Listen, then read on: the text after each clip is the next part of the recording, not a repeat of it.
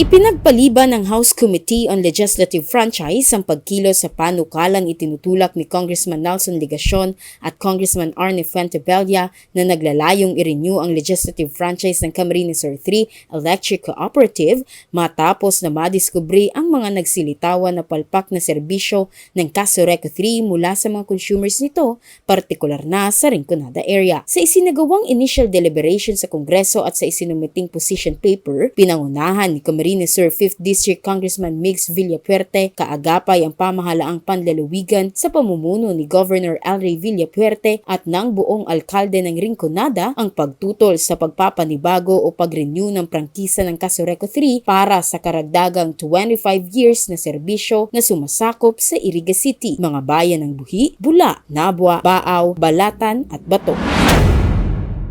Paano yung mga kababayan natin sa Rinconada na nag-invest, nagtrabaho, nag-ipon, tapos biglang masisira yung ref nila dahil sa mababang quality ng mga linya ng Casoreco 3? Maliit, pero hindi lang po yan mga simpleng gamit. Dugo, pawis, sakripisyo, ipon, savings ng mga pamilya po doon. Siguro may magsasabi, politika ito, hindi ko na po inaaksaya ng oras. Hindi po ito politika, kapakanan po ito ng mga taga-Rinconada.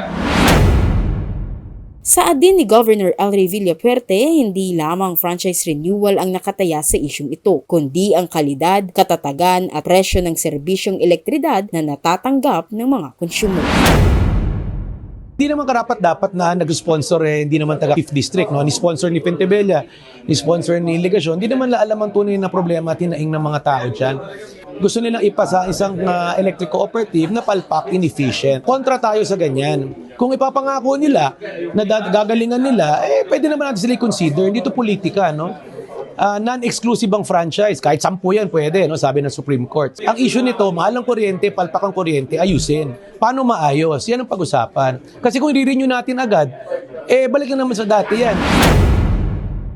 Kabilang rin sa ilan pang mga binanggit na dahilan ng lalawigan ang mga dating problema sa pananalapi at operasyon ng kooperatiba, kasama ang pagkakadiskonekta nito sa Luzon Grid dahil sa mga hindi nabayarang obligasyon sa power supplier, reklamo ng mga consumer kaugnay sa madalas na power interruption, mataas na singil na kuryente, disputed billings at customer services. Sa mga lugar naman sa Rinconada, mismong mga lokal na pamahalaan ang nakakatanggap ng mga reklamo mula sa kanilang mga nasasakupan na residente, kung kaya't maging sila ay suportado ang pagbasura sa itinutulak na renewal of franchise ng Casoreco 3.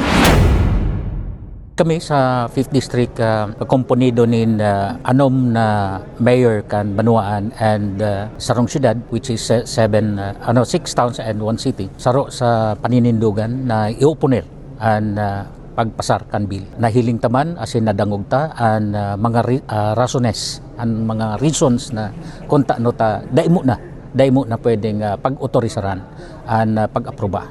So yaon an statement ni Kong Migs na very laudable, and at the same time an statement ni Governor Elray na very laudable, at the same time nasuportaran pa ni Congressman Ridon.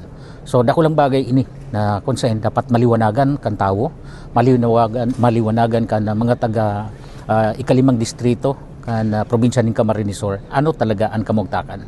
So siguro maabot ini sa public hearing duman sa Rinconada na kung saan nganing madangog talaga ang sentimiento. Pero kami na mga mayors talagang saro sa paninindugan na iupunir ang lakdang nito.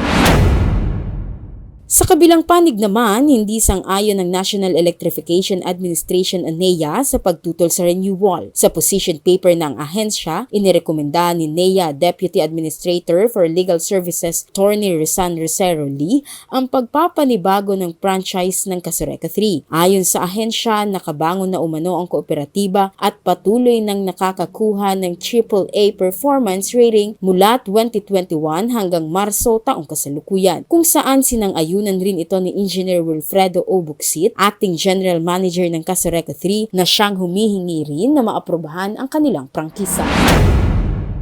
Prior to its recovery from, as I mentioned earlier, for the last 5 years, Soreto 3 has now been categorized as AAA. Dahil dito, hiniling rin sa pagdinig ni House Committee on Legislative Franchise Chairperson Representative Jeffrey P. Ferrer ang Kasureco 3 na magdaos ng public hearing at consultations sa mga lugar na sakop ng franchise upang marinig ng direkta ang boses ng mga consumer na umaasa sana sa kanilang magandang serbisyo. Bagamat hindi pa nagtakda kung kailan muling pag-uusapan ng panukala, umaasa naman ang lahat sa magandang magiging resulta ng pagdinig nito sa mga susunod pang talakaya. Jane D. Guzman, BHTV News.